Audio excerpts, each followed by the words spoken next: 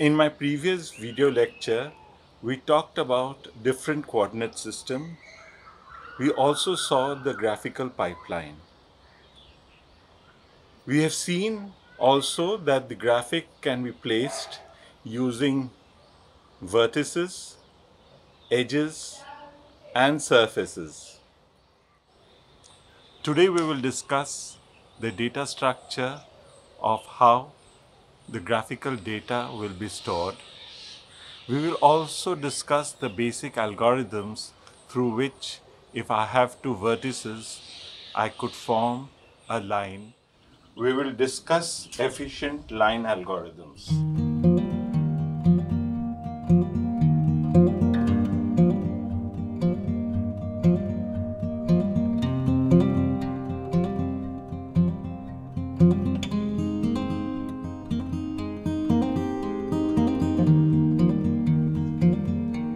We had seen in my previous lecture the graphical definitions, that is points, lines, and we had defined how a line is a series of points joining a point A with a point B. Or sorry, a point would be called a vertex, a line, an edge, and when you have two lines who are not aligned to each other, you could form a surface or a polygon, a face or a facet. So any graphics that we going to represent, the objects that we are going to represent, would be a set of surfaces which form these objects. This set of surfaces which will be formed by polygons, and these polygons will have edges, that is the lines, and each of these lines will start in a point and end in a point. So let me start by polygon surface data structure. What is the data structure that one should maintain to keep a polygon surface? So let me begin by a few vertices. Let me begin by 3 vertices, and this forms my vertex table V1, V2, V3. Each V1 is in 3 dimensions, so it has got a coordinate x1, y1, z1, x2, y2, z2, and x3, y3, z3. These are the coordinates in 3 dimensions of these 3 vertices. Now these 3 vertices are connected by segment of the line or edges. So I have an edge E1, E2 and E3. With this I form an edge table E1 which is formed of 2 vertices V1 and V2.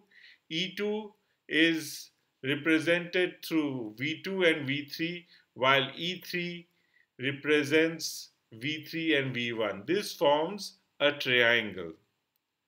And since this triangle has got three points which are not collinear, it certainly forms a surface.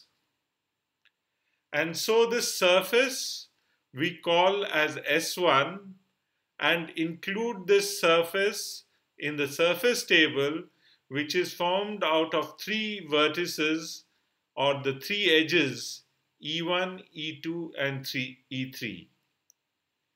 We require minimum of 3 vertices to define a surface. Of course, this surface can be defined only and only when all the 3 vertices are not aligned. If they are aligned, they form a part of a line. Now we take some more vertices like V4, V5, and of course my vertex table extends, and I join V3 with V4, and I have got my edge E4, E5 and E6, and this increases the edge table. Now this surface may not be having the same normal as surface S1, it may form a separate surface, and we will call it the surface S2. So this increases my surface list to S1 plus S2. So here let me revise. I have a vertex table which has now 5 vertices. The first 3 vertices forms the first surface. The last 2 combined with V1 and V3 vertices of the first table, that is E3 edge, forms the second surface. And of course I also have the edge table. The edge table has got 6 edges forming 2 surfaces S1 and S2. The surface S1 is formed out of 3 edges, while surface S2 is formed out of 4 edges. The edge E3 is shared by the both surfaces because it's the connecting edge between the 2 surfaces. So any object that we design would be a set of these connected surfaces which will form the object. Now these connected vertices, these connected surfaces, how do I represent these connected surfaces in my computer? Or what is the data structure that I would use? Of course, here I've used 3 tables, that is the vertex table, the edge table, and the polygon surface table. So here is the connection between the edges and the vertices. So it forms the first surface, and this forms the second surface.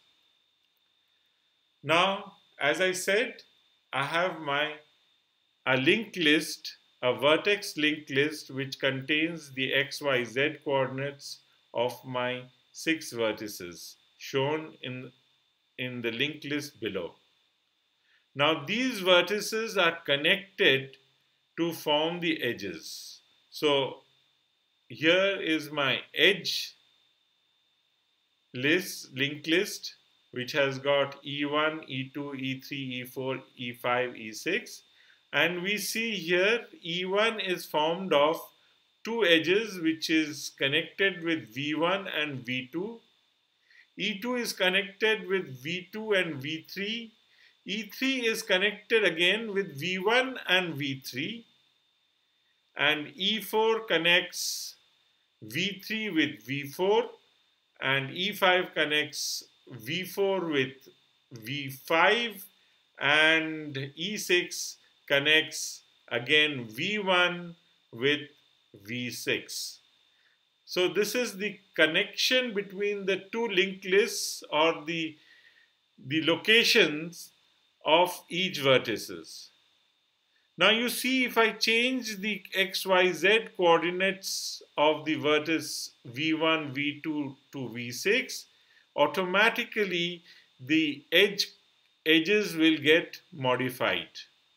So edges depend on these coordinates of V1, V2 to V6, and they will automatically get modified if these vertices are modified. Now similarly, these edges connected together forms the surface.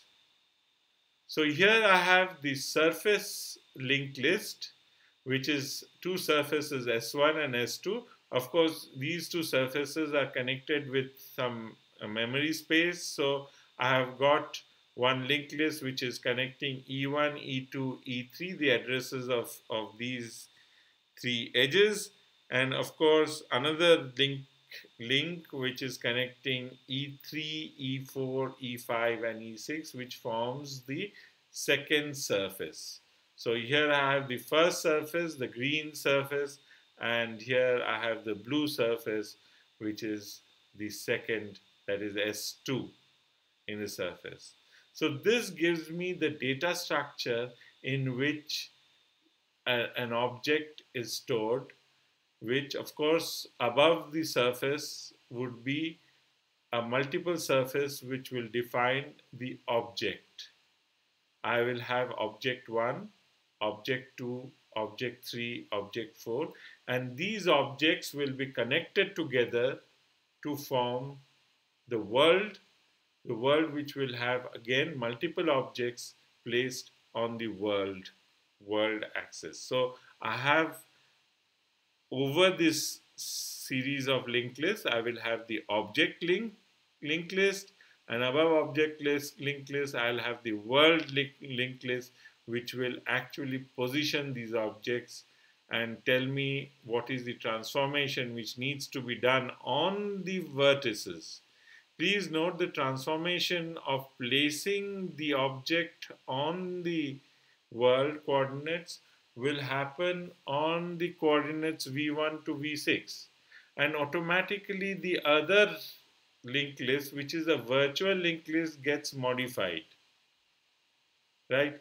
At this moment we're not drawing any lines, we're not drawing any edges, because it's not pointless, because this is in 3 dimension. The lines and edges will be only printed when we make a projection onto the screen. So until then, it is a memory location. Line equations.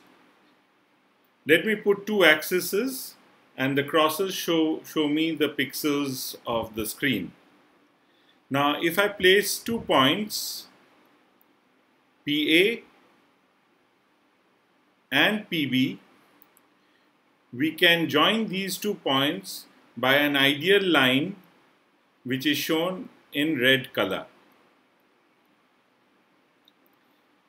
This line will have a form of equation where y is equal to mx plus c, where m can be determined, m which is the slope, can be determined as yb minus ya upon xb minus xa, while the intercept c can be written as equal to ya minus yb minus ya upon xb minus xa times xa. Now this format of line equation, y is equal to mx plus c, is called an explicit form of line, where we know m is the slope of the line. This equation, we could write it in this manner, which we can further expand it to this format, where f of xy is equal to del y times x plus minus del x times y plus c is equal to 0. This format is called the implicit form of line equation, which in general terms can be written as fx y equals to ax plus by plus c is equal to 0. Please note here the a and b is different from the point a and b. Sometimes we will mention it as alpha and beta. The third form of line equation is a parametric form of line equation, where we express the line equation with respect to a parameter u and sometimes t. It doesn't matter. So x of u can be written as the difference in the vertices of the point A and point B times of the parameter u plus xa. Y similarly can be written as y of u is equal to yb minus ya times u plus ya.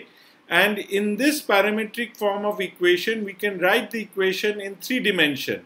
We could also include the z component and write it as z of u is equal to zb minus za times u plus za.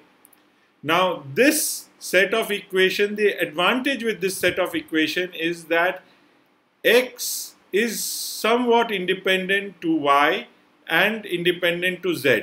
Of course, they are all connected with the parameter u, and since the pattern or the pattern of equation is the same, we can write this as a generalized form where P of u is equal to Pb minus Pa times u plus Pa. As I said, sometimes we will use the parameter t instead of u. So in that case, the equation would be of this kind. Now, let me prove that this set of equations represent the same line equation which you see in this, which is passing through point PA and PB, right? It is passing through these 2 points, and it is similar to these equations. Now, one way of doing it is that you derive this and get it to this form which is there, and show that m is the slope and c is the intercept from these equations, right? So that is the most straightforward, rigorous method. But I will use a different method of proving that. What I will say is that this is an equation of a straight line, but you don't know if it is actually the same straight line that you have in the other equation. So I'm trying to prove it.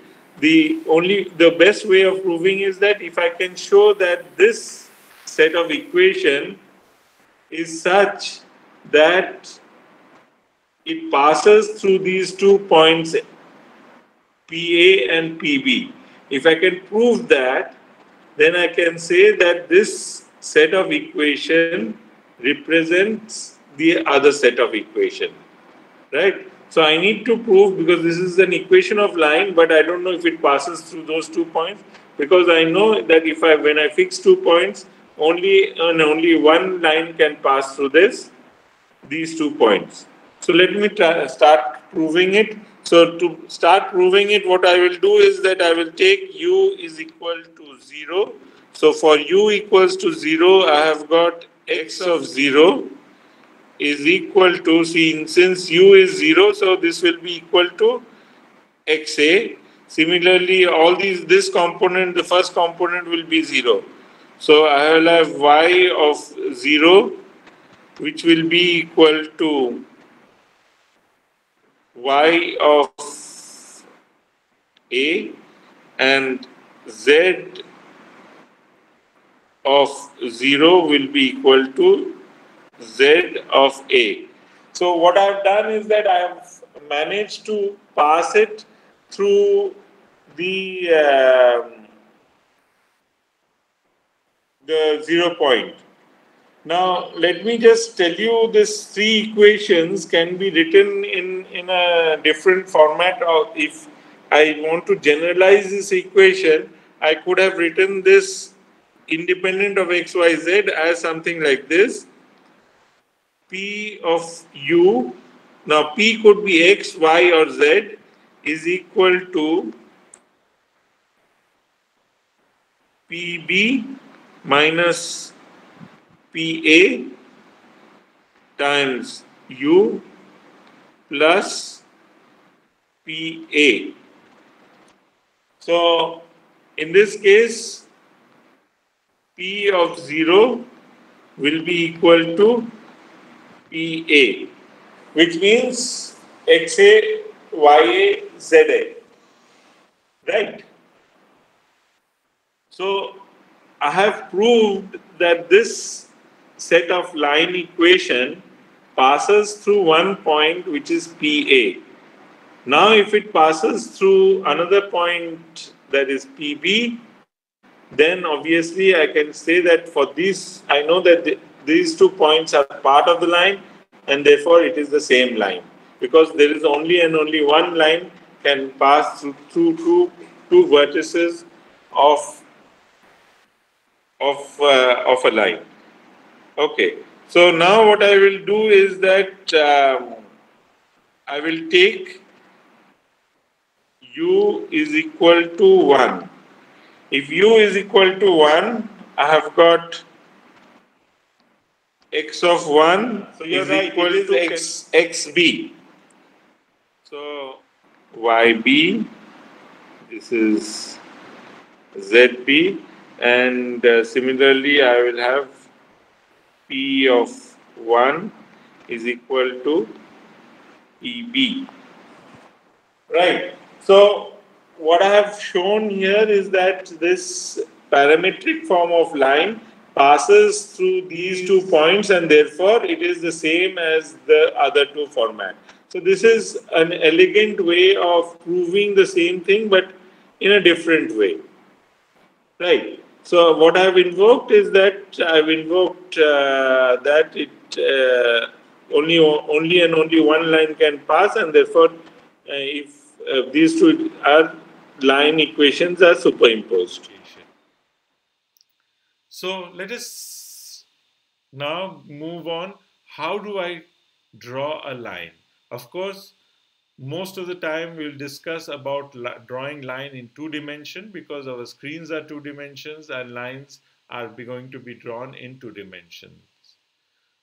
So towards the ideal line, we can only do a discrete approximation of the line. We cannot have an ideal line because my screen is discretized. It is discretized in pixel.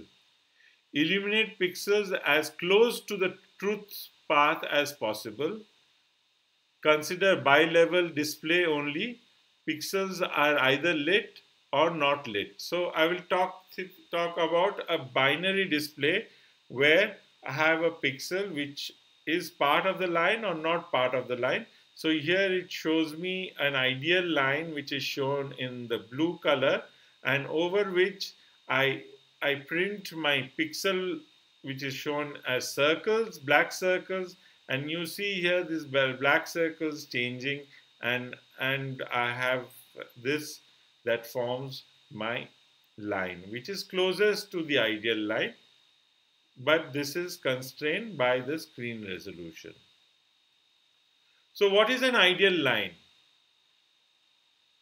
Number one, it must appear straight and continuous, but this is only possible for axis aligned to the x-axis and y-axis and the 45-degree line, right?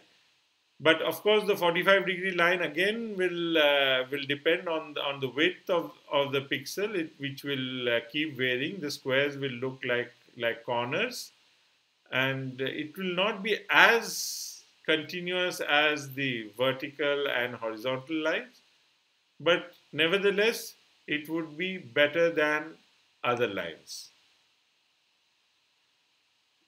Number two, must interpolate both defining endpoints. We should interpolate the defining endpoints because the endpoints will be floating values or the real values, and they have to take pixel values which is closest to these endpoints. Say, let me consider this endpoint PA and PB. So the IA and JA, which is the integer coordinates of the pixel, would be closest value to XA and YA. Similarly, IB and JB will be closest to the coordinates XB, YB, which is the coordinates of point PB.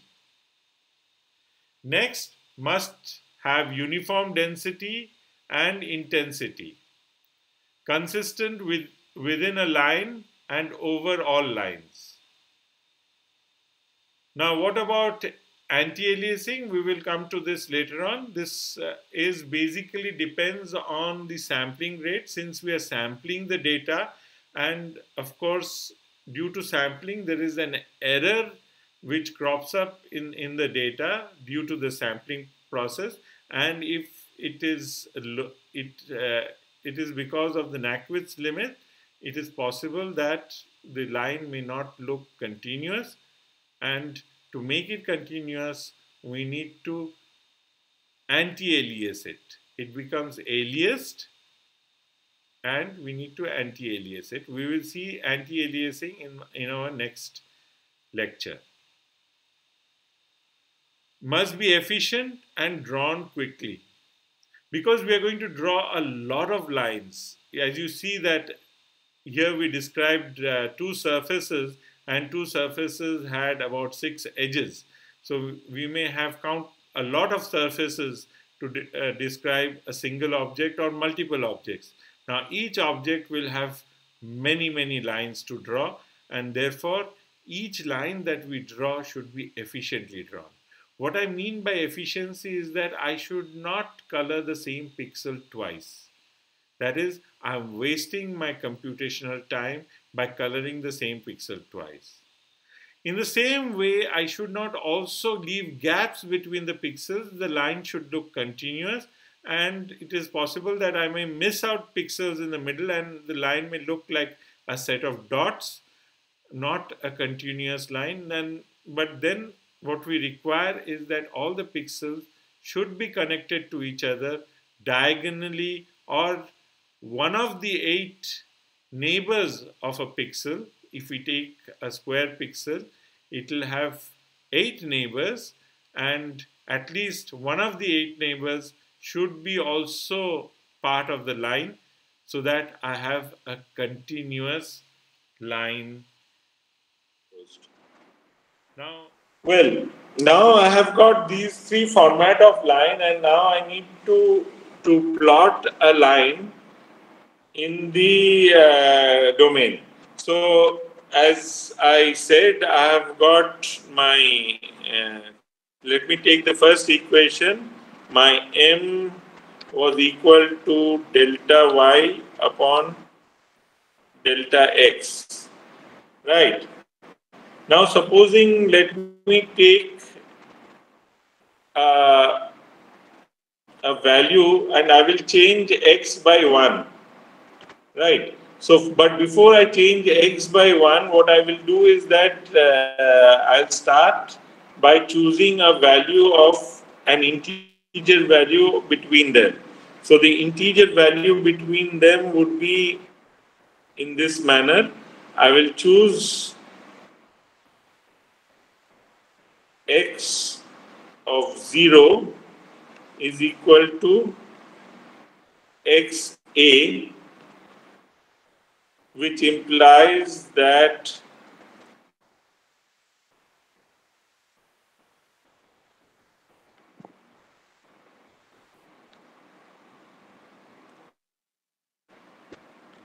I of a 0 is equal to, sorry, this is not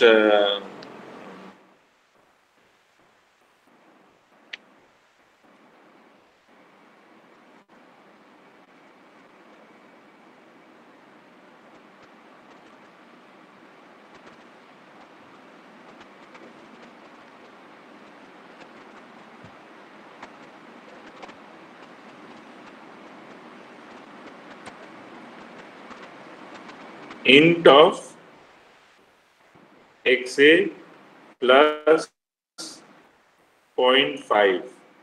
Now, obviously, xa is a floating point, I0 is an integer.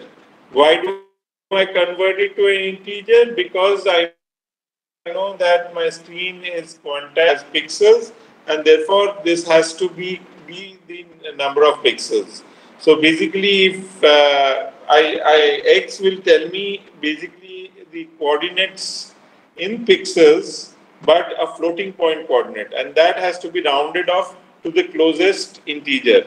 So to rounding off the closest integer, int command gives you the floor of the value. That is, if I have got 6.2, the value given to me as an output would be 6.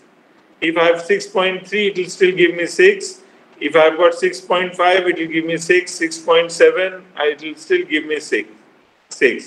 the idea is that I would like that up to 6.4, 49999, it should select the value 6.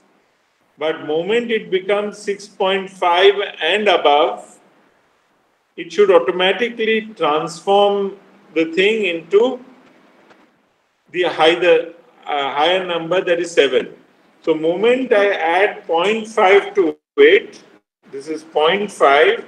Moment I add 0.5 to this number, if the value is 0.5, 6.5, then the number within the int should goes one digit higher, it becomes 7. So int of 7 is 7. While int of any number like say 6.9999 is still 6. So this allows me to round off the number between if it moment it crosses 0.5.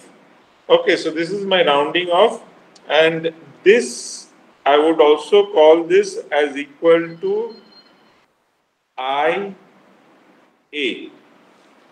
right?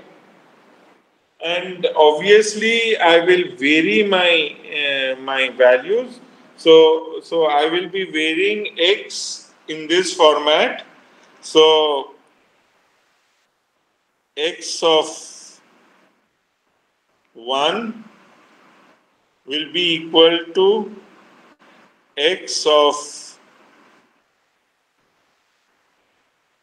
0 plus 1. So I can generalizely write this equation down as x of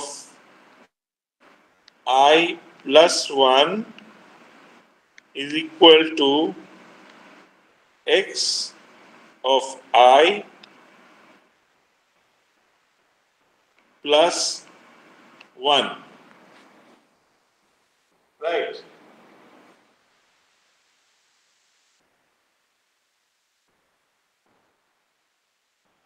Just a minute, I have taken thing which is not so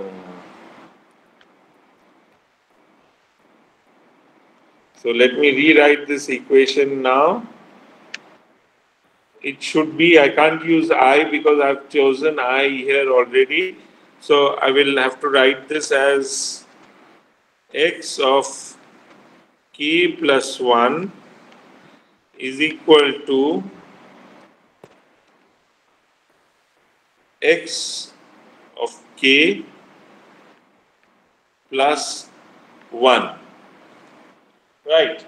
So x is being varied by 1 pixel. So I know that there is no gap in x, and I will now try to find out what is how the y is going to vary.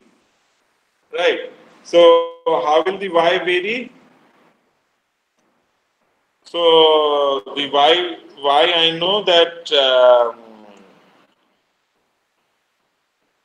y of 0 will be equal to m x of 0 plus c. Okay, this was my equation here. Mx plus c. Okay, so this was my equation mx plus c, which you see here. So this, if this is the equation, right? This is the equation. So similarly, now I feed in the value for y of k. Sorry, y of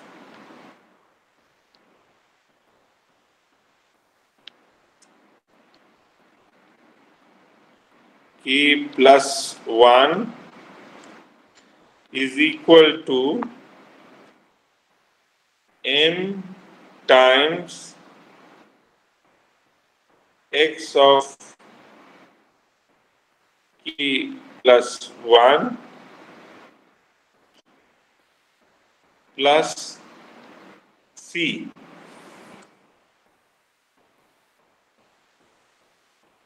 Right?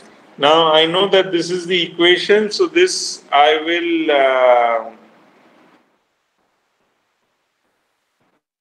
modify this equation. This should be equal to,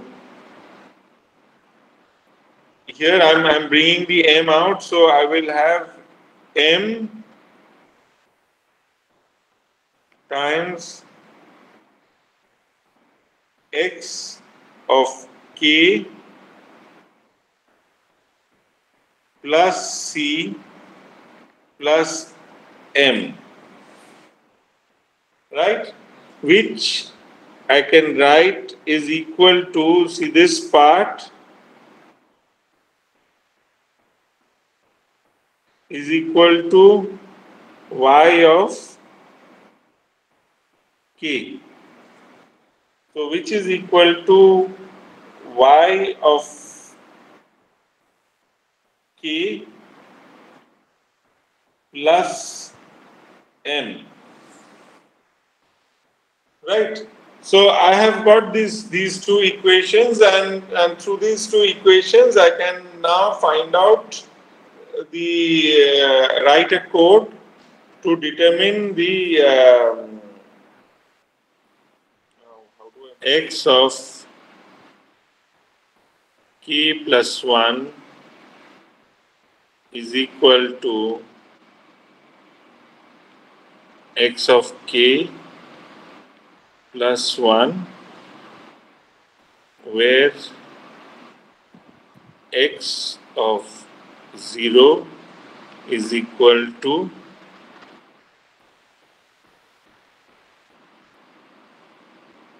xa, right?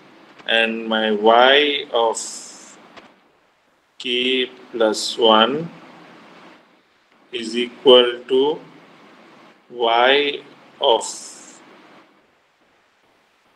k plus m, where y of 0 is equal to ya, right? And m being, m is equal to delta y upon delta x, which is equal to yb minus ya divided by xb minus xa.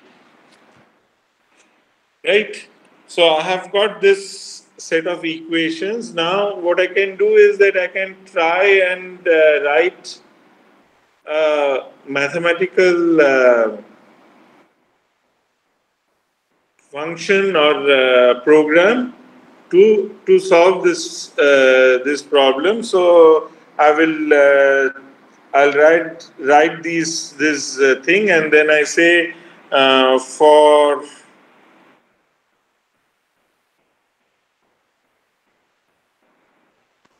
k equals to 1 to n, do calculate this as I've written that, so I can write that x of k is equal to x of k minus 1 plus 1 y of k is equal to y of k minus 1 plus m, and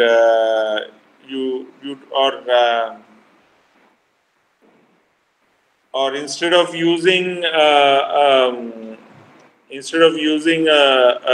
for loop, I could change this loop to be a while loop. Okay, so if I change it to a while loop, let me tell you while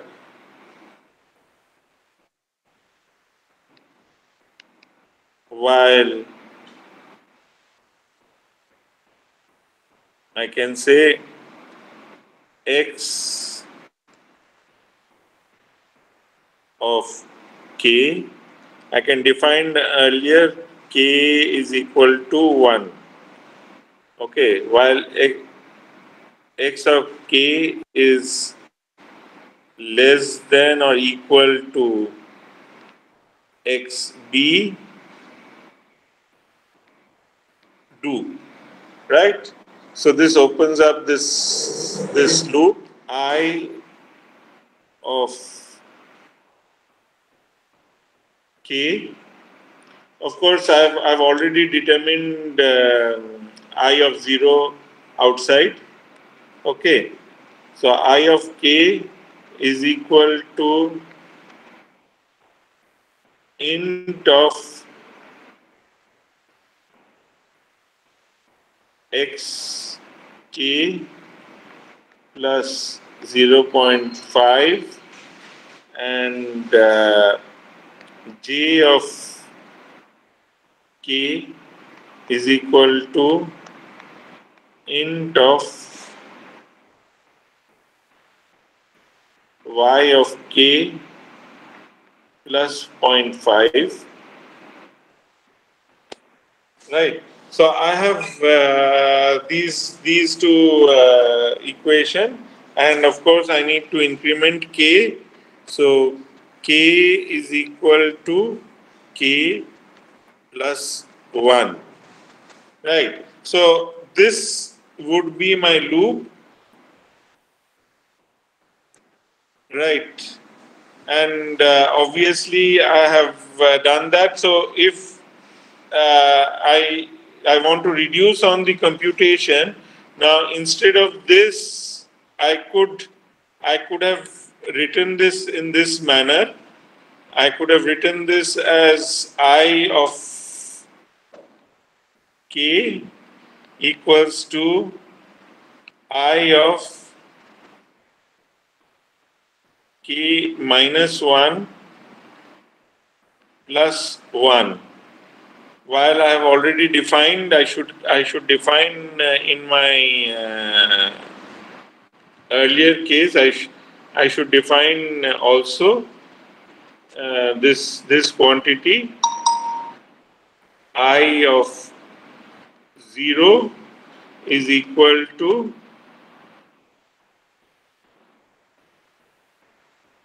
int of xa plus 0.5. Right. So this I have defined earlier, and this is my program, and so I need to plot these points. So if I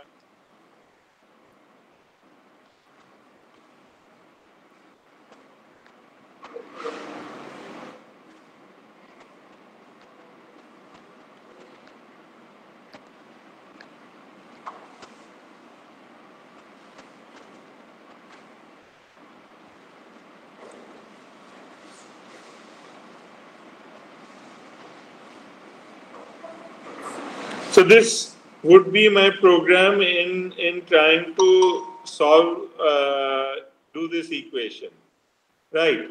Now let us take an example of such a case. This is my code for a pseudocode to plot the line. Okay, so now I would like to take an example and see what happens. To start with, let me take an example where I take xa is equal to 0. Okay, just for the sake of it. Right, so my IA is equal to 0.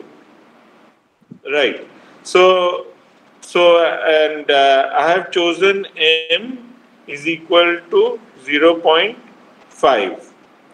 0.5. So I will let me just write these values down. So I have got my IA, XA, YA, and JA. Right. To start with, M is this thing, so it starts with a 0.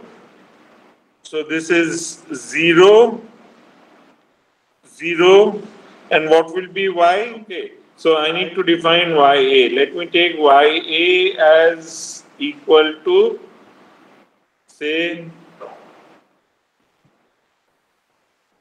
8.5. Right. So this is 8.5. So this would be equal to 9. Right. So this is what it is. So this will become 1. This will become also 1.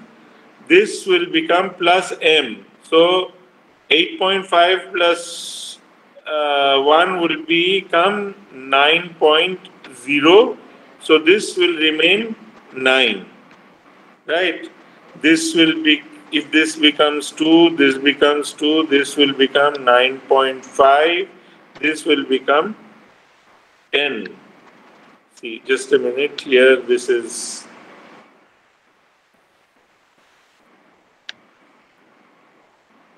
9 and this is 10. This is an integer, so there cannot be a point part of it. So 3, and here I will have 10 and this will be 10. Right. And so on, what I see. So here, as you see that as this is varying, I will write it in this way: 3, 4, 5, 6, 7, 8. Okay, 4, 5, 6, 7, 8. I don't write this, but what I can straight away write here is that it is going to be 11, 11, 12, 12, 13, 13, and so on and so forth. So I can fill this up. This was 9. This was 10.0. So this would be 10.5, 11.0, 11.5, 12.0, 12.5, and this is going to be my 13, and next will be 13.0. Right. So this is for this. So this is okay. This line is pretty okay. What you will have is something like this. You will have boxes which says this is here. Next one would be here. Next would be here. So this is how the line will proceed. It's fine. What you have is a continuous line. This is your line equation and it is following a continuous line. Now, for instance, let me now change the values. Now, what I am going to do is that I am going to keep my, I will keep x a as equal to 0, x I a will be equal to 0, m will be equal to 2, and what was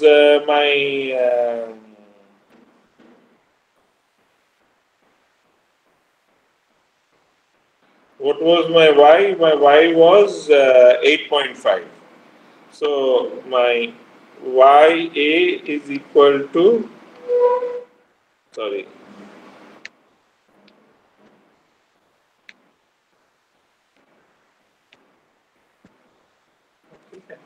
Y is 8.5. Right. So if this is my case, so I will again, let me write this values. I have got IA, XA, YA, and JA. So my this 2 varies by, I'll just write it in the middle.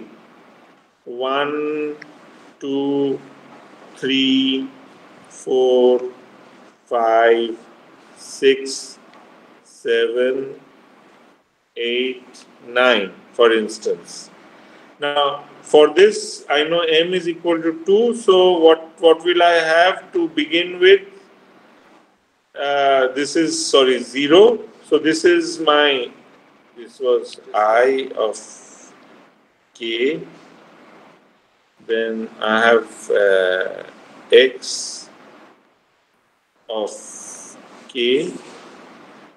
Then y of k and j of k. So this is the value for both I and k. This is there. So what this would be, then obviously the value to start with, if x is 0, y is going to start with this value 8.5, and this would become 9. So next one is 1. So y will become plus 2. That is 8.5 plus 2, that comes to 10.5. That becomes 11. Next would be 12.5, 14.5, 16.5, right? Then I will have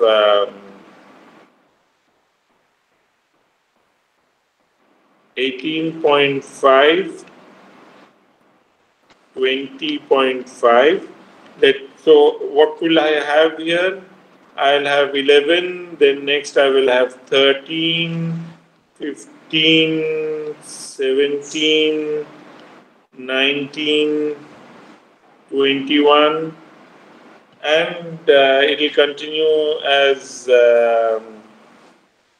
23, 25, and 27, and so on down.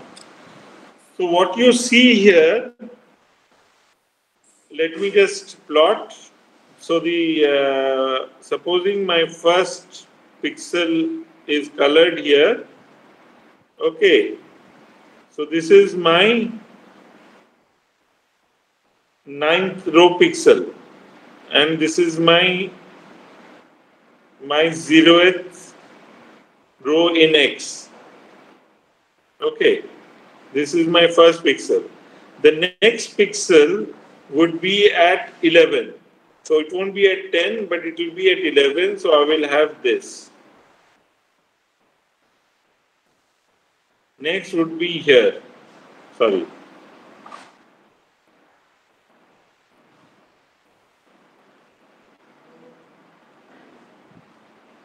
And so on and so forth.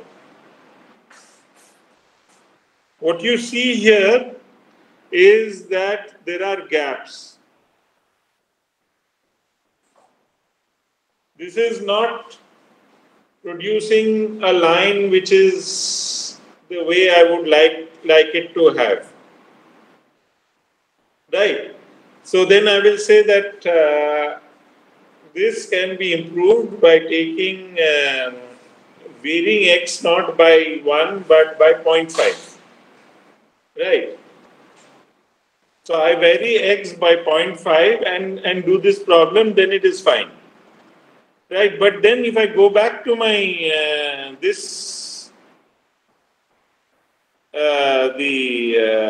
equation, if I vary x by 0.5, you see that I will be coloring the same pixel twice. So 4 times I will be I'll be coloring this twice, coloring this twice, coloring this twice.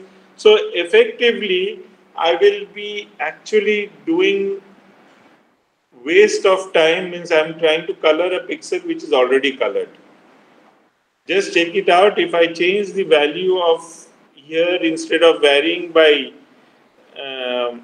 if it varies by 0.5, you will see that I will have a middle value here, which will give me the same thing. This will be still 1, 0.5, and for 1, it will still remain 1, while this will also remain 9. Okay, 8.75, or it is not going to give me any, so there will be a point here which will become as 8.75, and which would again give me an answer of 9. So effectively, I will have both for the same point would be colored again later on. Okay, so now I'm just erasing this. Okay, so what I have is that moment I don't have a standard method of writing this equation down. You see this problem with my code. So, does it work? It seems to work okay for lines with slope of 1 or less, but does not work well for lines with slope greater than 1. Lines become more discontinuous in appearance, and we must add more than 1 pixel per column to make it work. The solution is symmetry. So for lines with slope greater than 1, we can replace x by y. That is, I make y vary by 1 digit and compute x from it. X would be a floating point value, and it will work. And of course, if I take the opposite, if the slope was greater than 1, so if I switch the roles of x with y, the slope now of the line would be 1 upon m, and 1 upon m would be certainly less than 1 since m was greater than 1. So here are the two cases where you have flipped the same line, the slope, and made it look a slope. Tell me how do I generate an efficient code? See, this code works fine for slopes of m 0.5. You will see that it works fine for m less than 1, but doesn't work fine for m greater than 1. It remains gap. So supposing I make the separation smaller, like in x, instead of changing it by 1, I'll change it by 0.5, then I will have the same problem. Now please note here, why did I take x to vary by 1? Because I know that one of the axes has to vary by integer. Right. I need to vary one of the axes by integer and see what is happening. Now, for what I said, it works fine for this. So, but I cannot take any arbitrary 0.5 or anything else. If I choose my value to be, instead of m is equal to 2, if I choose m is equal to 4 or m is equal to 10. So I will have to keep varying, say in what increments I should choose my x value. So this becomes a little more complex. So what I will choose is that I will swap the graph. Right. So for any value up to m is equal to 1, I will use this code. Right. But for values above m is equal to 1, so what I will do is that I will change the code in different way. So I'll just rewrite this code here. I have got just to give you an example. I could, I'll rewrite this equation. Y is equal to mx plus c. So this can be rewritten as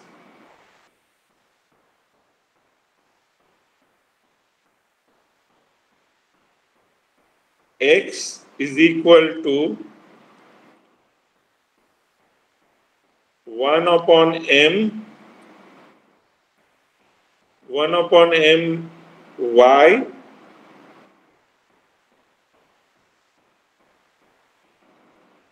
minus c by m. Right? So if m is greater than 1, then 1 upon m has to be less than 1. Right? And therefore, my equation will work in the same manner as it did in the other case. And so in my case, I will write JA, sorry, not JA.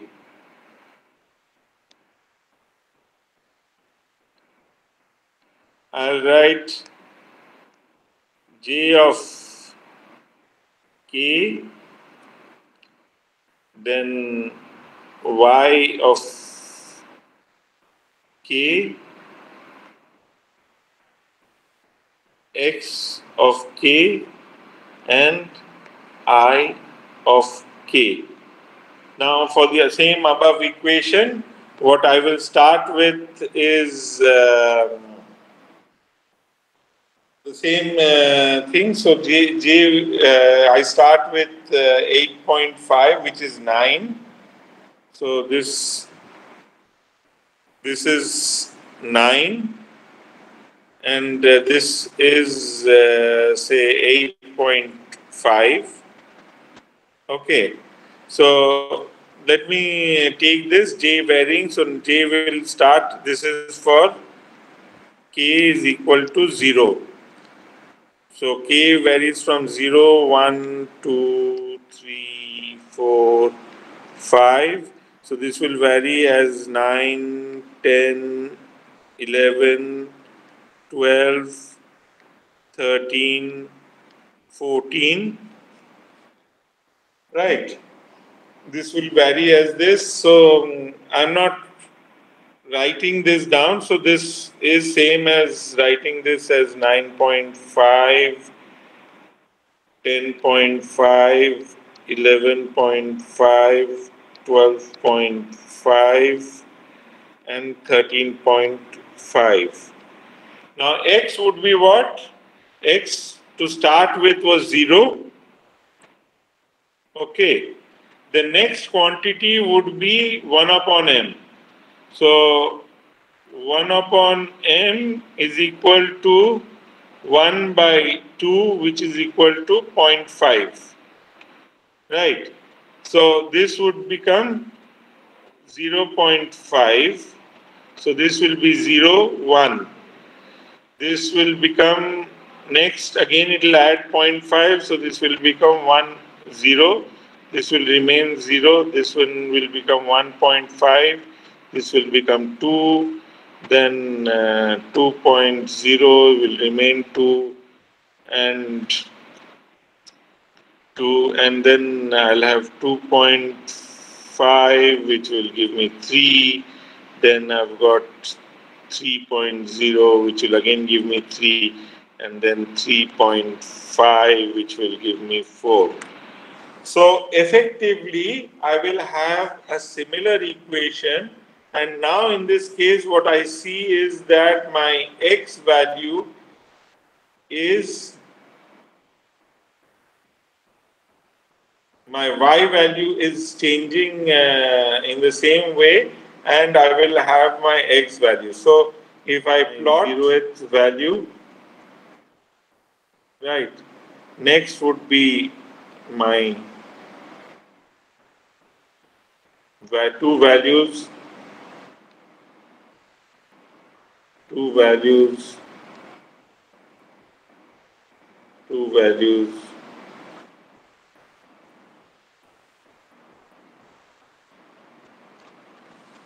Right, you see this whole line, this equation, this would be my y-axis, this remains my x-axis, so this is my, this is starting with a value 9, 10, 11, 12, 13, 14, 15, 16, so on and so forth, is the direction.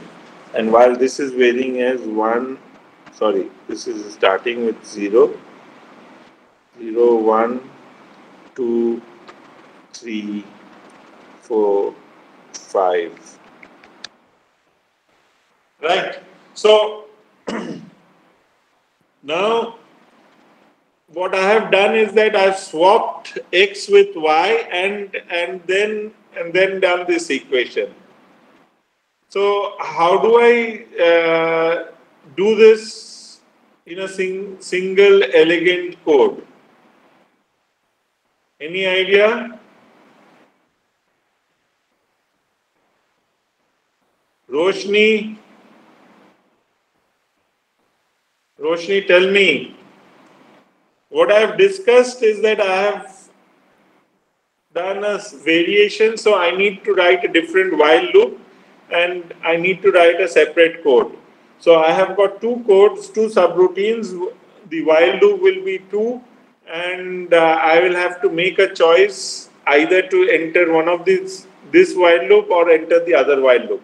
Fine, I can do that, but can I run this case in a single while loop? In a single while loop. See, what am I doing? What I am doing is that, what I am doing is, this is my equation. My equation is x of k is equal to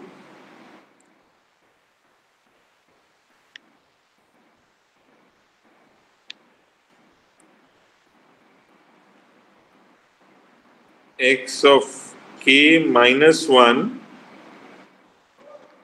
plus some delta x, and my y of k is equal to y of k minus 1 plus delta y. Right? So what you see here is a similar equation which is similar to that you have. So here let me write for m less than 1,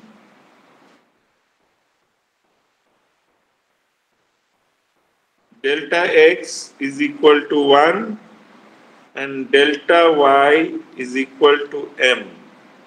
And for m greater than 1, just let me make it equal.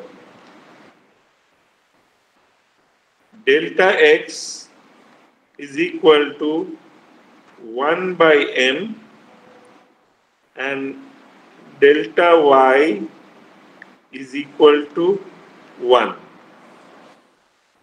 right? So if I could make a choice by seeing this M, if I could make a choice between this and choose what should be the delta, so we will choose delta accordingly, right? What should be this delta? So if I make this choice, so let me just put a condition. Then one. Okay, now we will discuss one of the first important algorithms in drawing lines, and to do this we will use different forms of lines. We know of three different forms of lines, but here what we are going to make use of is a parametric form of line. The equation is shown here. X of t is equal to x1 plus t times x2 minus x1. Y of t is equal to y1 plus t multiplied by the difference of y2 minus y1. Please note, earlier we have discussed this equation, and instead of t we have used u as the parameter. It's one and the same. It depends on what you take as the parametric variable. Here this equation show t as the parametric variable instead of u. So let us start at t is equal to 0. At each step increment t by dt, a small amount. Choose approximate value for dt. Ensure no pixels are missed. That implies, if I have to see that no pixels are mixed, I have to define that dx by dt should be less than or equal to 1, or dy by dt should be less than or equal to 1.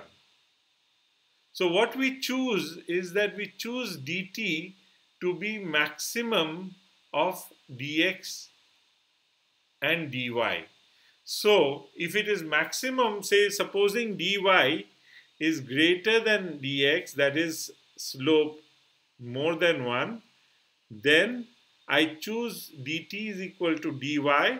So here I have got dx upon dy, which is less than 1, but this is also equal to 1 upon the slope of the line, and dy upon dy, since dt has taken the value dy, it becomes equal to 1, and we can change the value of y by a single integer, while the x values are varied by 1 upon m, which is a floating value. And if we take the reverse, if dx is larger than dy, you will see that my dx upon dx will be 1, while dy upon dx will be the slope, which will be less than 1. So my values would be the old value of x plus dx by dt, and similarly the new value of y is equal to old value of y plus dy by dt. So here is what I have already discussed, and here I've quantized the values. The new and old has been replaced by k plus 1 and k, and in my first case I see that I have generated the case where the variation of y is by m and x is varied by 1, and in the second case when m is greater than 1, my x is varied by 1 upon m. Here delta x is equal to xb minus xa, and delta y is equal to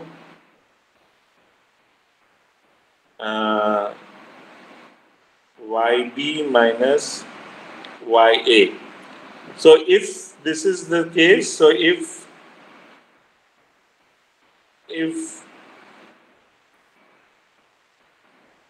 delta x is greater or equal to delta y, okay, this means that m is less than 0, right? Then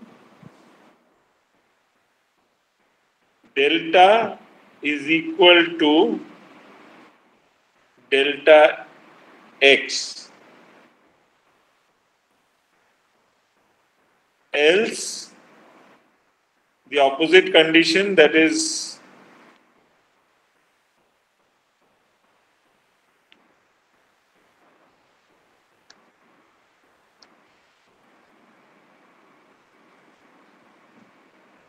m is greater, this is equal, this is m is greater than 1, else delta is equal to delta y. Okay? So then I will say delta x is equal to capital delta x upon delta, and delta y is equal to capital delta y upon delta. Okay, so now I will write for m less than 1 and m greater than 1. So for m less than 1, I will choose this value delta x. So this will become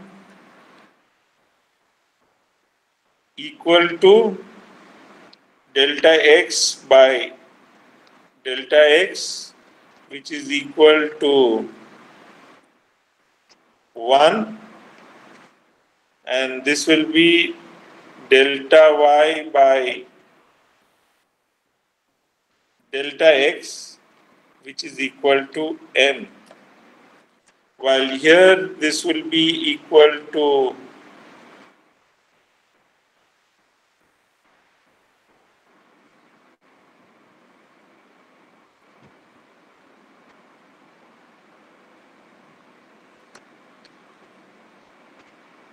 this will be equal to delta x by delta y, which is equal to 1 upon m, while this will be equal to delta y by delta y, which will be equal to 1. Right? So then when I have this, then I can say, while I can choose to begin with, I can choose x of 0 is equal to xa, y of 0 is equal to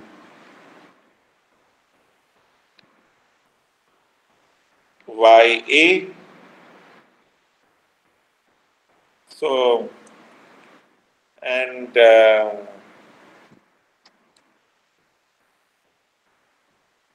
begin with, I say k is equal to 1. So, while, and I can say point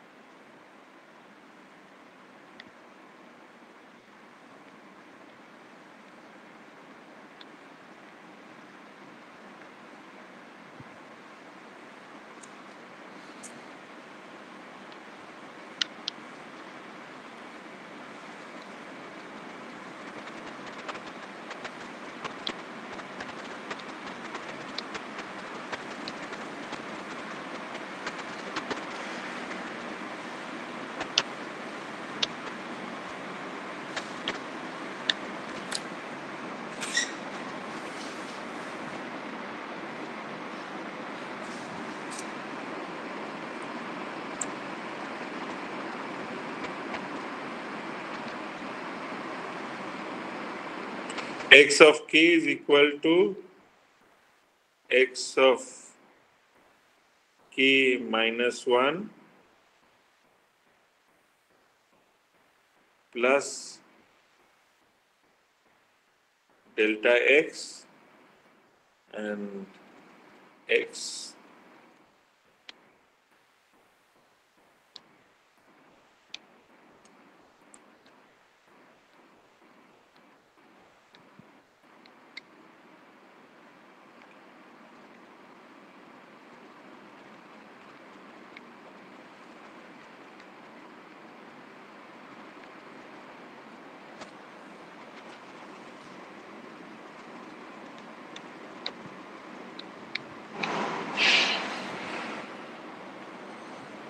Okay, and obviously I can also find out I of k is equal to int of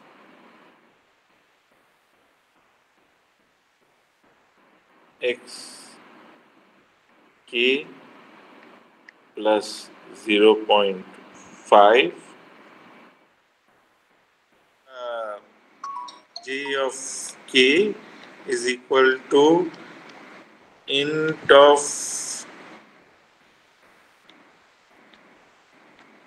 yk plus 0.5, which is this, and obviously I can have this point I of k comma j of k as the function, and I can close my loop. You see, this code is pretty elegant. You have managed to solve this problem for m less than 1, and I have also managed to show you for m greater than 1. What do I have is that I have managed to prove to you that this value that I can undo it. I just do a conditional check. And what am I doing? I am doing these two are float computation, float, and obviously and to conversion from float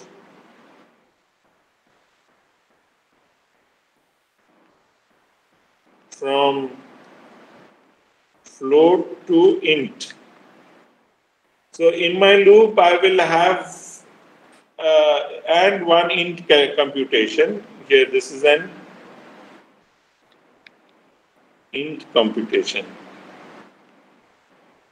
Right. So I have effectively 4 float computation and 1 integer computation. So pretty okay, but still, can I reduce further the speed? Because you see, when I do a float computation, it takes more computational time than an int computational time. Right. So in here I'm doing both as float computation. So I could have reduced it by saying that I will just vary x, I'll vary I, and I'll vary y accordingly and do it. But what you see here is that when you design a graphics, the number of lines that you need to draw is huge. There is huge number of lines, and nowadays you do not write a code to draw a line. What you do is that you give the endpoints, and what your GL does is that it uses your hardware engine, that is your graphics card, to draw the line.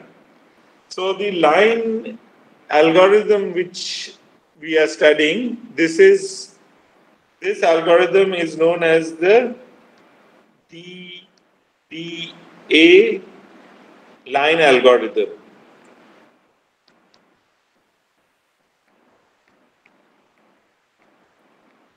Okay, so this is known as the DDA line algo. So this is the DDA algorithm. It's an elegant algorithm. What we do is that in the beginning we have this relationship.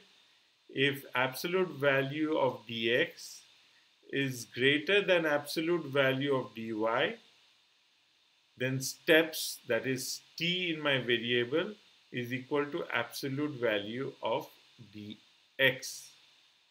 Else the steps value is equal to absolute value of dy, and I calculate the x increment by dividing dx by the steps and dy by the y increment dy by the steps, which is both floating points. So I have made two floating point computation outside the loop, and in the loop I keep setting the thing. I go up to for k is equal to 0 to less than that of steps.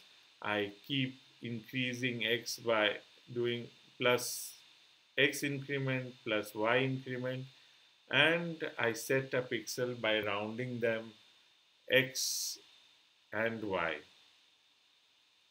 So this is an elegant algorithm which takes care of both the conditions for slope greater than 1 and slope less than 1. So this is another such DDA algorithm. Let us work out some examples.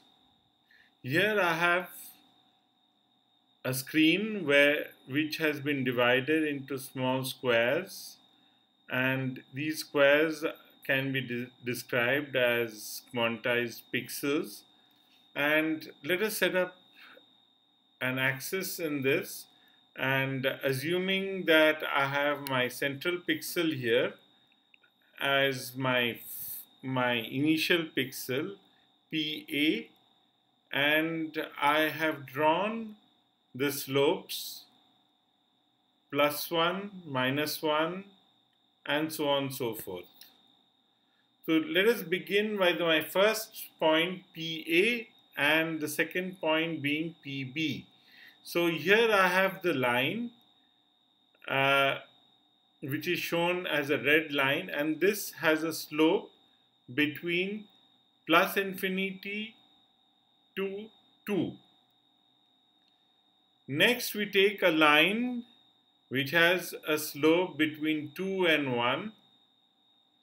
Both these lines have slopes greater than 1, so the algorithm would treat them similarly. Now we have lines with slope less than 1. So the first slope is between 1 and 0.5, and the other slope is between 0.5 and 0. The other quadrant that I get, what you see is a similar effect, is that this is symmetrical to that of the previous section of the same color. So similarly, I have all these lines can be easily reproduced from the lines which is there in the first quadrant. Right. So what we know is that by symmetry we could always produce this thing. So we do not need to take the left portion of the quadrant. We can choose the starting pixel accordingly, the leftmost pixel as a starting pixel, and that would reduce to half the space. And again, if I choose the lower pixel as my starting pixel, then I can also forget about my my lower coordinate system, and I can only consider one of the quadrants for the line. Of course, when I know how to solve or write a program for this quadrant, it will work for the other quadrants. And DDA would work irrespective of whatever the slope is, positive or negative. It would work the same for all four quadrants. So DDA algorithm still needs a lot of floating point arithmetic, 2 rounding off and 2 adds per pixel. Now so can we improve upon it? So can I reduce the number of floating point computation and take care of the line equation or do it? And especially keeping in mind that I need to do it on hardware. So I have a greater handle because I can actually read a single bit of the register. As you know, a float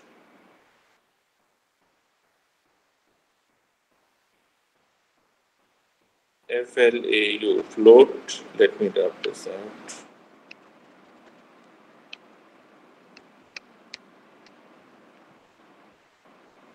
Requires a 4-bit data.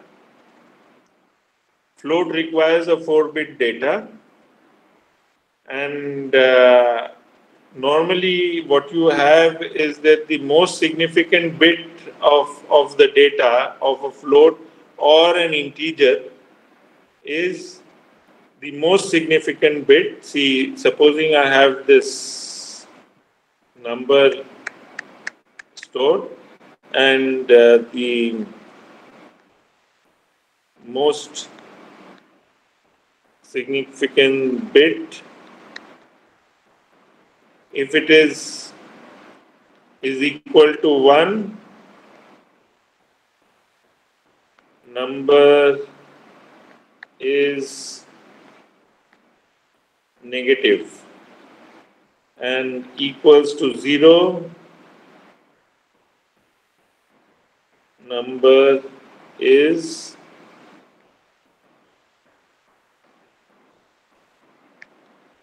positive. Right. So now I can know if the number is negative or positive just by reading a single bit. Now, can I do something so that this is a hint to draw up a line so that a line algorithm where the thing will become a positive or negative? Now, okay, to understand. In this equation, if we take a point P above the line, this equation is going to give me a positive number. If we take a point below the line, f of xy will give me a negative number. Let me take this line, and I'm using of line now where I have got a function f of x comma y is equal to alpha y plus beta x plus c is equal to 0. Right? Let me just write it more clearly. I'll just rub this. I'm keeping the same notation of this equation. Okay. Now, this is my line. So, this is a point here is PA. This is PB. Let me take a point Px, say not Px, let me take a point, some point, and I will call this point, say P1, P1, as this point,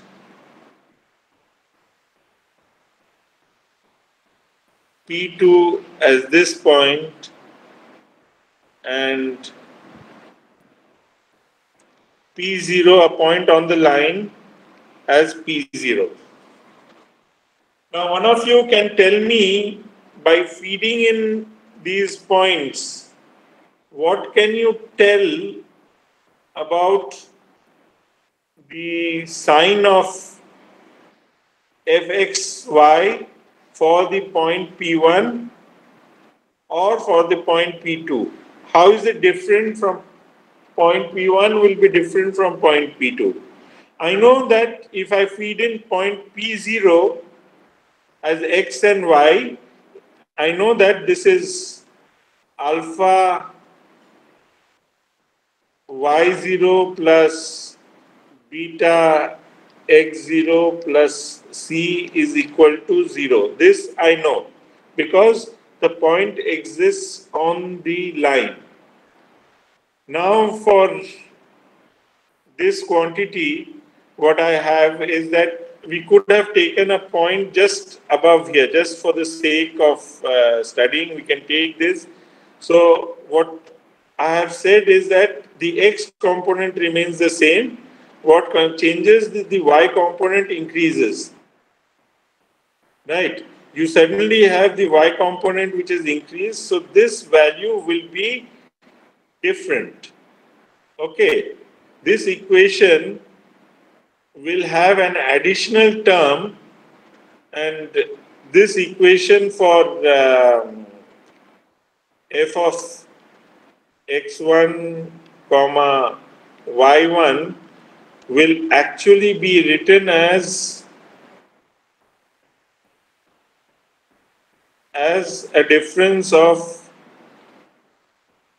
y1 minus y0, right? Not y1 minus y0, but alpha y1, right? C will simplify, so this would be the value, and this would be positive. For point P2, similarly, you can show it would be negative, right? So this would be less than 0. So this is less than 0. So what you see here, I have managed to show that any point above this equation, so this equation is very important. This format of equation tells me if the point is above the line or below the line or on the line. Right? You can verify if the point is above the line or below the line. Right. So now let me take an example. Say, for instance, let me take a staircase.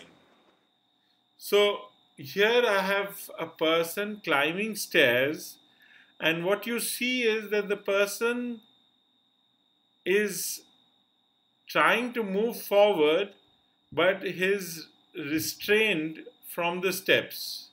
So when he takes a step, he has to take a step forward and up. So in this way, can I restrain my points, which is moving forward, to move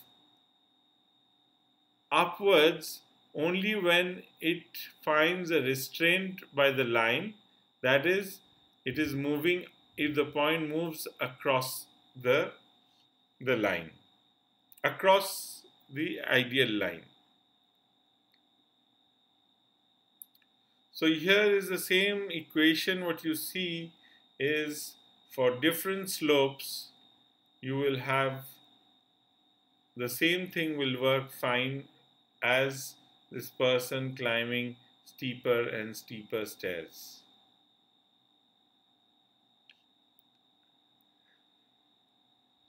Staircase.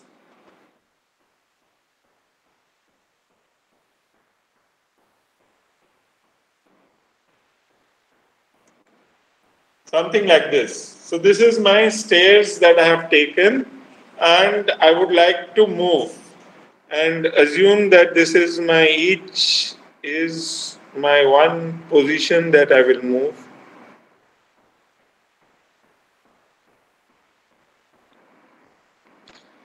Right? So I am like an ant. Say this is myself. I'm here. So as you see that this line equation, it's not very straight, but this is a slope m less than 1. Right. So if I am here, what I check is that I am above the stairs. I cannot move and come here. This is not allowed. Okay. So I need to be always above the stairs. I cannot cross the stairs. So I can be here. What I will do is that I'll keep taking a step forward. Okay. Here, fine, I'm allowed to take a step forward. Here. Now the next step, I cannot take a step forward because if I take a step forward, I'm going inside the staircase. Going inside the staircase is that the number is switching to negative number. So I don't want to do that. So what I do is that in such a case, if the number changes to negative, I will take us with the step forward, I will take a step upwards.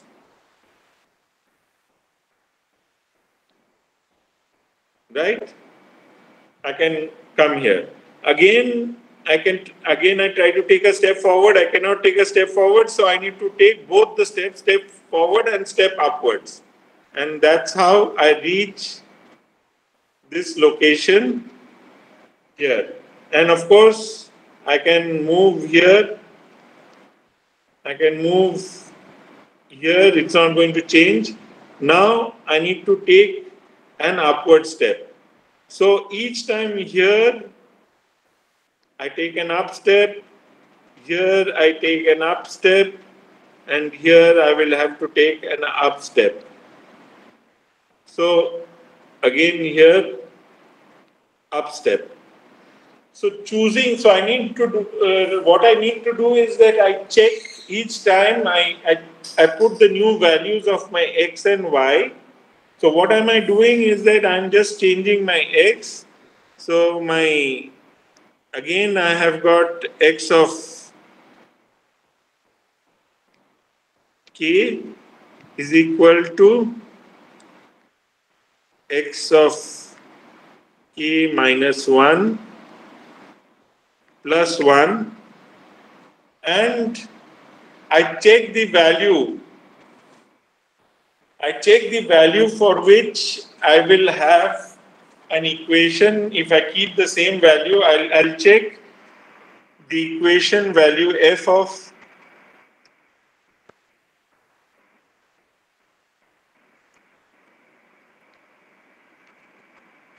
xk, comma y k minus 1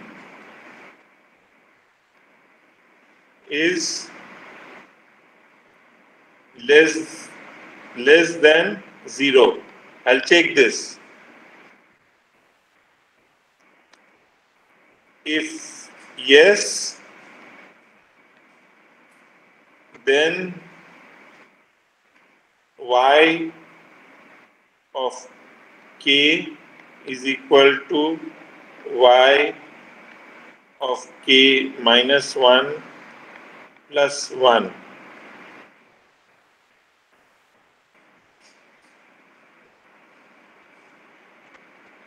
Else y of k is equal to y of k minus 1. Right? So here you see that I'm actually making a floating comparison, and my computation is always integer computation. Right. Instead of this computation, I could have always done this computation as j of k is equal to j of k minus 1 plus 1, and this I could have done it as j of k is equal to j of k minus 1. So what am I doing is that I'm reducing the floating computation into two integer computation and one floating comparison. I'm comparing two numbers. I'm actually doing a floating computation, that is calculating the function f, but I'm not bothered about the answer of f. I'm not interested in the answer of f. I'm only interested in the sign bit of f. If the f is positive or negative. Right. If f is positive, I keep taking step forward. If f becomes negative, I take a other step. Of course, now instead of this was in this way, so if I would like to move for m greater than 1, the step, assume that my steps would be something like this, so on and so forth, and I will move in this manner.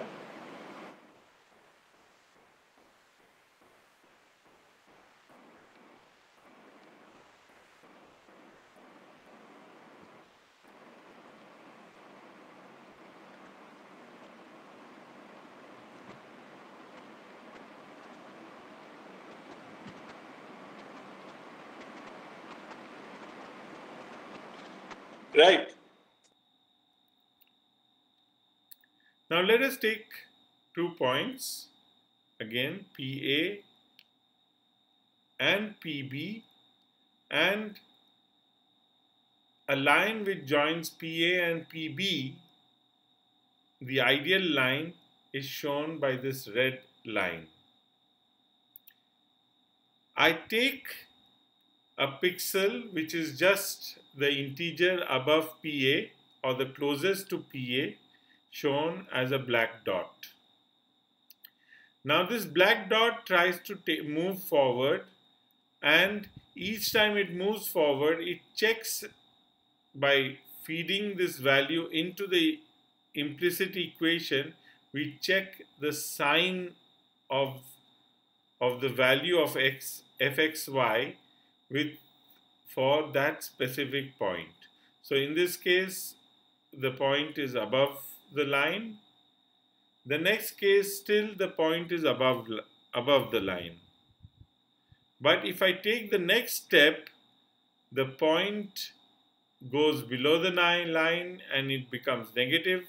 And therefore, in this condition, when we see that the function, the implicit function of the line becomes negative, I take a step upwards.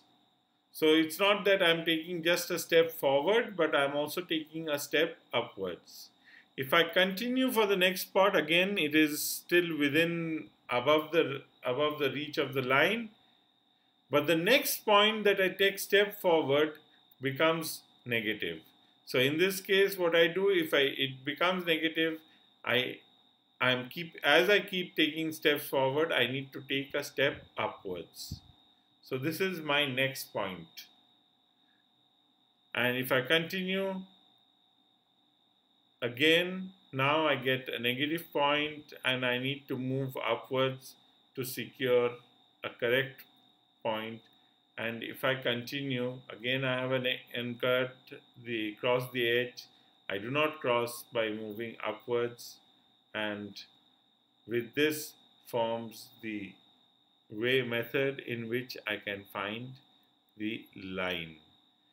And the interesting thing in this algorithm is that I can do by just checking if the number, the function, the floating point calculation is positive or negative. If you remember, the sign bit of a number, of a floating point number, is stored in the most significant bit. So I don't need to see the full floating point, that is 4 bits. I just need to see the most significant bit and decide what should I do, the condition. Should I take only the step forward, or should I take a step forward and up? So through symmetry, this algorithm will work for other slopes. Okay. So in summary of the midpoint algorithm, sometimes this is also called the Bresenham algorithm, choose between 2 pixels at each step based upon the sign of the decision variable. Update the decision variable based upon which the pixel is chosen. Start point is simply the first end point. Need to calculate the initial value of d, or the distance between the points. So initial value of the distance can be computed in this manner as given here.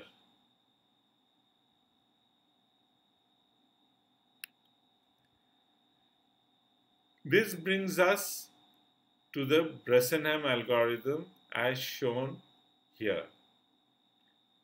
I'll give you some time to look into the algorithm.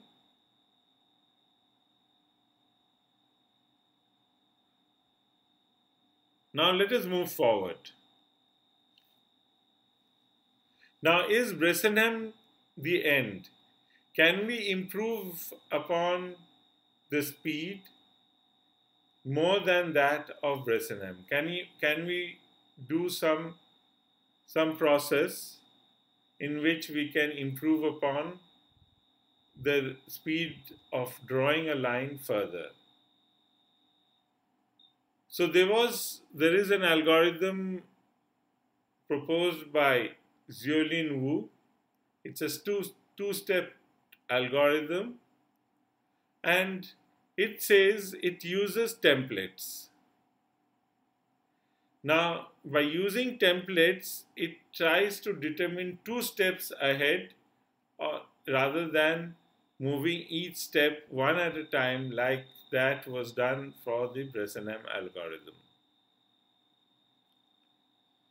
So treat line drawing as an automation or finite state machine, looking at next 2 pixels of the line, easy to see that only a finite set of possibility exists. I know that if I have 1 pixel, that particular pixel has got 8 neighbors. Now, if we consider only the positive quadrant, then I can talk about the closest neighbor to that pixel from the 8 neighbors would be 3 pixels, and I may have a second round of other pixels which will have 5 more pixels. So 3 and 5 pixels are there. So can we guess the next 2 values of these pixels? So here on the right shows some templates of these pixels. What we see is that these pixels can be put together or put into set to describe a particular type of line equation. Now,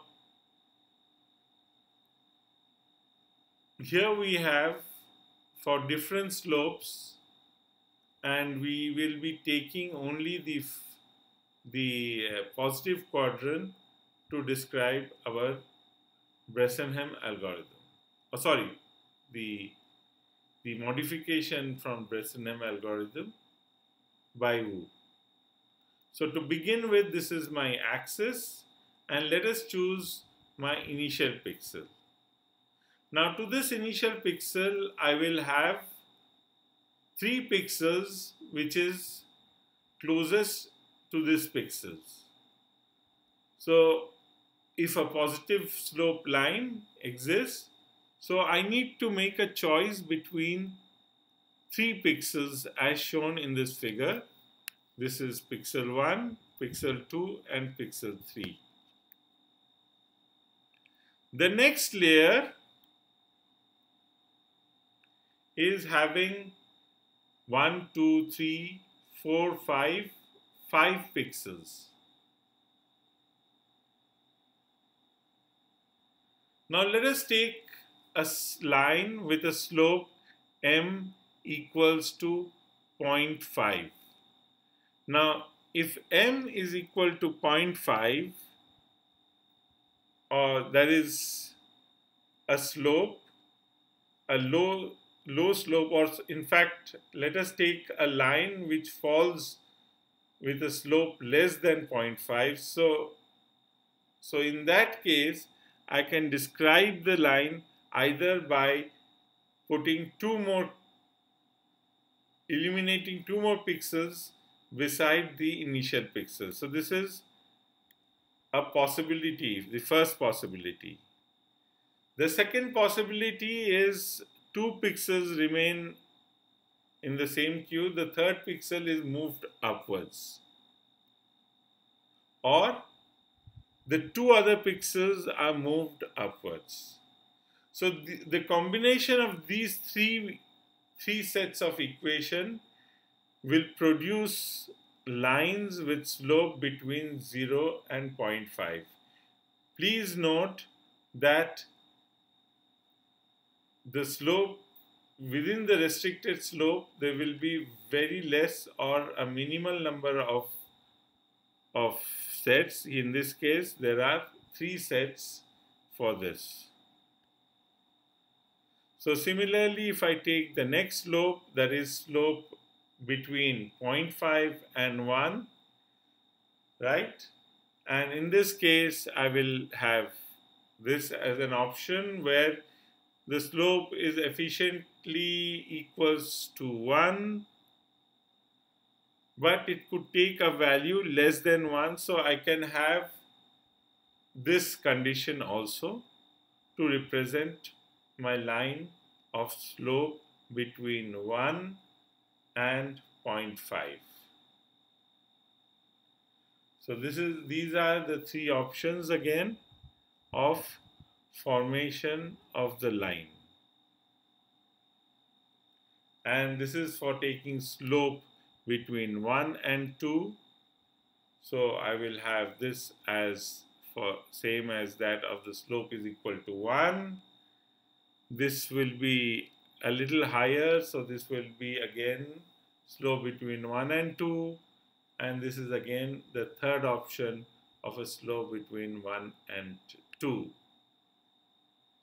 So taking slope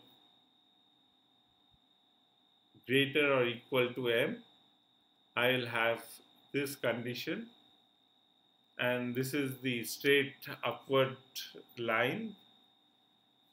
I could also choose this as an option. I could also choose this as another options. Again, there are 3 options in each case. So here I have enlisted the different options. So if the slope of the line is between 0 and half, the whole line can be represented by these 3 sets of pixel positions.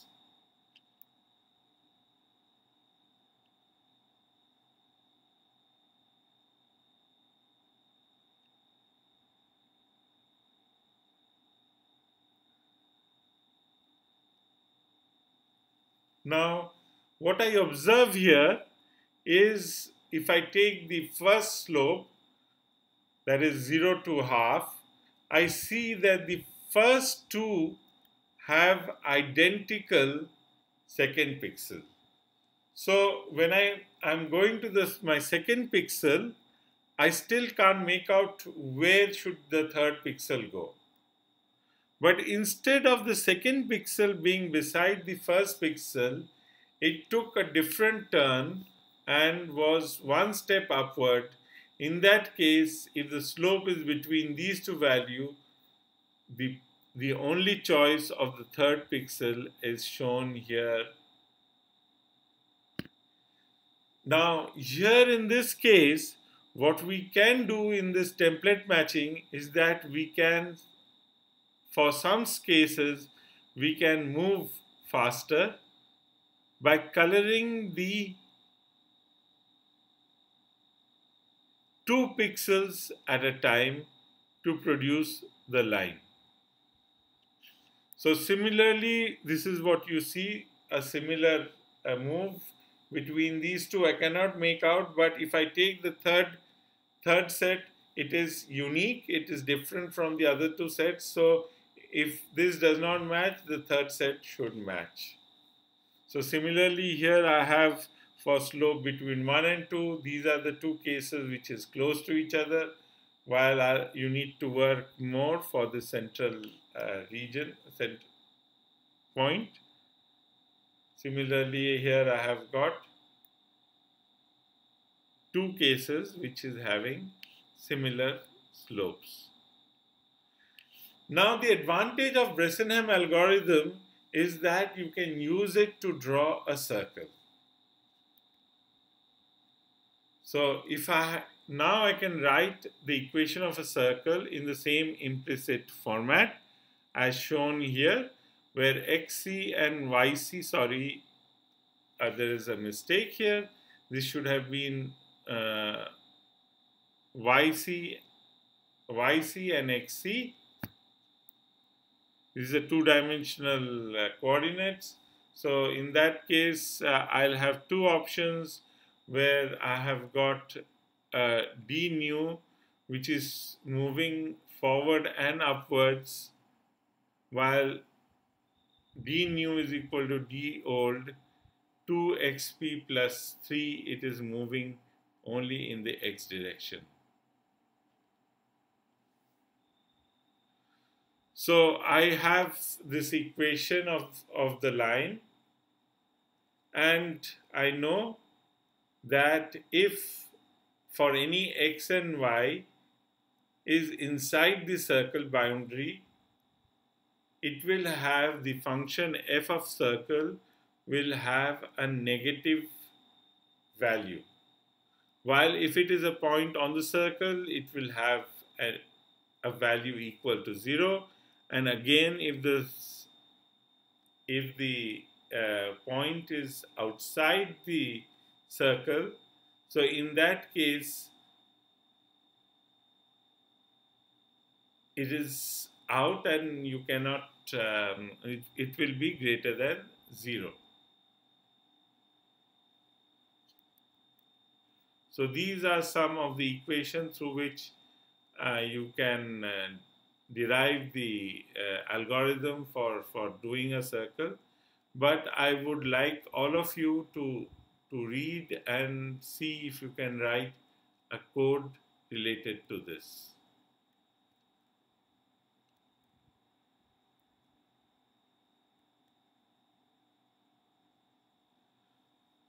Okay, now the circle has a symmetry and we can make best use of this symmetry, that is using 1/8 of a circle, and you see this, the top eighth of a circle is reproduced below and the positions are pretty identical.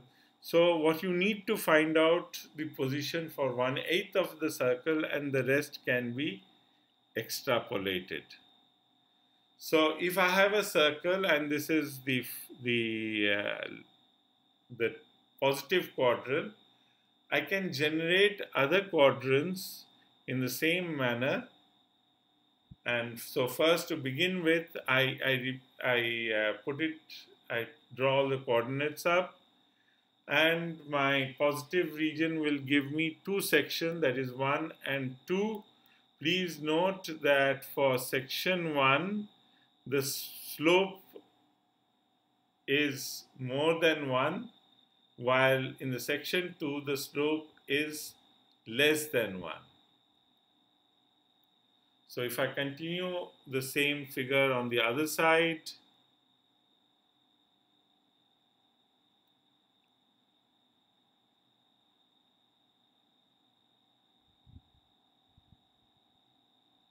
so the algorithm for the circle is divided into 8 quadrants, and each of these quadrants is separately tackled to draw a straight line.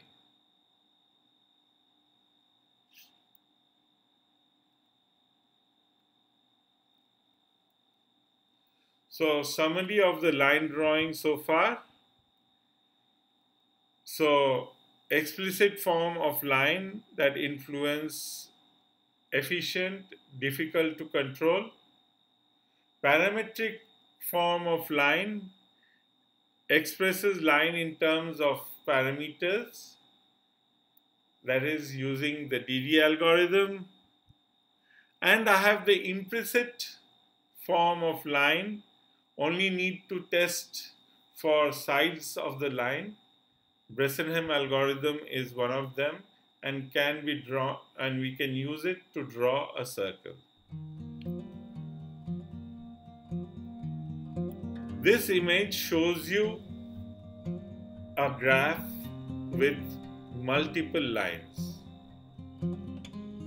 But what we see as this graph is animated, this movement gives out a flash. Similar effect can be seen in the set of lines as shown as spokes rotating on the left. Now this flickering that we observe in the figure is due to the ununiform thickness of the line. Now the line is sampled, basically it's a sample, and if the sample doesn't follow the Naquith's limit, it will be aliased. In my next lecture, we will discuss about how aliasing can be taken care and anti-aliasing algorithms can be implemented to take care of this effect which is regularly shining.